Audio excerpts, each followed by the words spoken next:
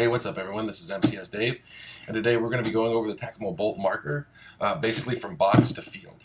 So we're going to start with the unboxing. Let me show you what you guys will get in the box.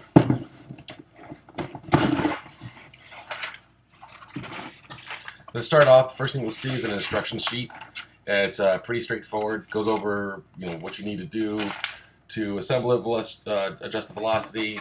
A real basic, but pretty straightforward sheet. Next, you're going to, of course, see the bolt marker itself. Now, the bolt marker, of course, doesn't have the barrel attached to it, but that's also included in the box. Real simple assembly.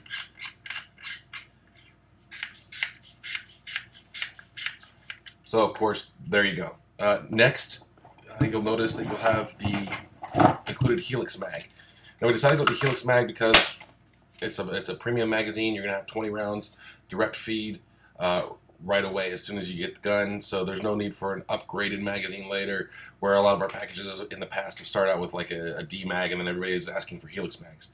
Online, when you purchase the gun, you can also purchase additional Helix mags for a reduced price, which is a good deal.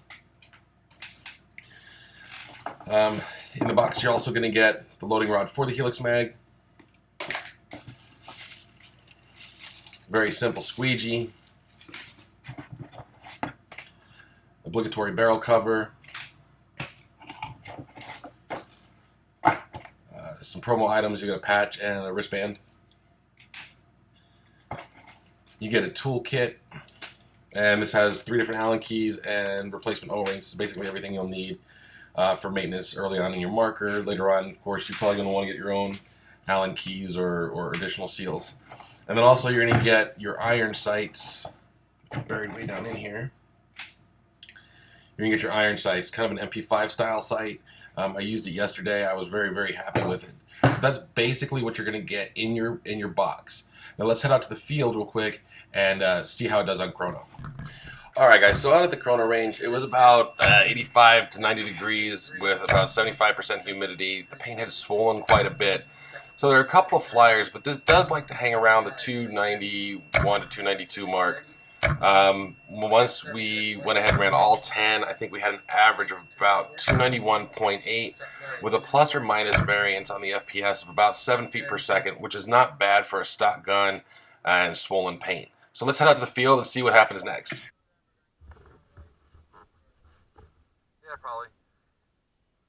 Ready?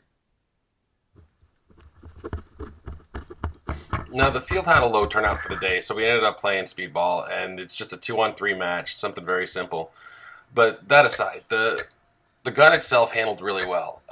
With its compact size the way it is out of the box, even playing a speedball game against regular hopper players, I was able to get in tight to the bunker. I was able to wrap around if I had to. The gun maneuvered very, very well, whichever side of the bunker I was shooting on, and because it's being mag-fed, I'm not worried about that hopper sticking up over the top, even though, obviously, from the video, I am.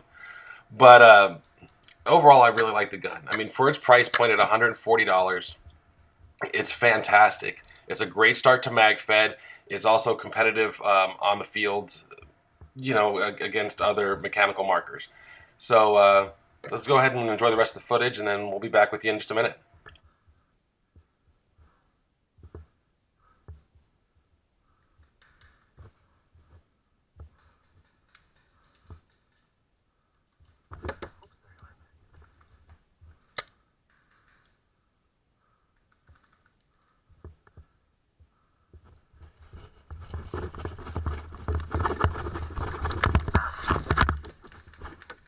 Alright, so after using the gun the entire day, let me go over some of the pros and cons for you. Pros, right off the top of my head, it's a fun marker. It's just a lot of fun. It's going to be lightweight. You've got durability. You've got common parts that are SW1 parts. Easy to fix, easy to maintain. Even with crappy paint, because it was just old and swollen for the day because of the heat and the humidity, the gun still ran. I had no barrel breaks, no breech breaks, no nothing. It was fantastic. The cons, honestly, the barrel's not the best in the world. I'd recommend getting a new one. I would recommend, if you want to stay on that low price point, looking at the Rap4 Recon or Raptor barrels. Those are great. If you want something higher end, you're going to want to look at the Hammerhead barrels. or any barrel that you prefer, but just upgrade that barrel.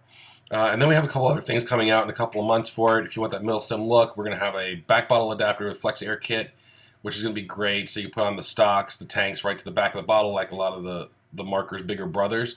We're going to have a shroud that's going to come out with key mod shroud. We're going to have a barrel nut that accepts mil-spec accessories. We're going to have a new handle.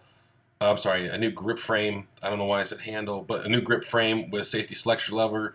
The one we're working on kind of has a mag pull feel to it, so it looks great, feels great. Those are what I would look at. We have a lock bolt coming forward as well. Now, the big question that you guys are going to ask, does this shoot first strikes? The simple answer is no, not out of the box. One of the things I noticed, I did try to put a first strike through it just to see if it would affect it. I did have a problem with it. I did jam it. If you look at the gun when you pull the bolt back, when you cock the bolt back, there is probably about a ½ inch of power tube that is sticking out through the bolt face. So in addition to getting a shaped projectile bolt, you'll need to dispose of that. You'll need to cut it down or have somebody that knows what they're doing cut it down so that you're not causing flips going into the marker. That should handle it. Like I said, out of the box, no, it is not ready to shoot first strikes. So be aware that that is not how that's going to work right away. It's a good marker for getting your friends in. That's a good backup marker. If you guys are speedball players and you're kind of like, well, I kind of want to get a mag fight, but I want to spend a lot of money, this is another great option for you guys. The gun's able to be built up with you through all the Thunderbolt kit that I was telling you about with the stock and grip and shroud. There's a bunch of things you can do. So overall, on a scale of 1 to 10, having used other markers, I'm going to give this a solid 8. There's some improvements that could be made, but overall it's a great gun. And for its price point at $140, this is easily a 10. But when compared to its higher end stuff like 4.68's Hurricanes, that's where it's getting that 8. So guys, this is MCS Dave. If you have any questions, comments, go ahead and put them in the comment section below. I'll be more than happy to answer you. Take care, and we'll see you out on the field.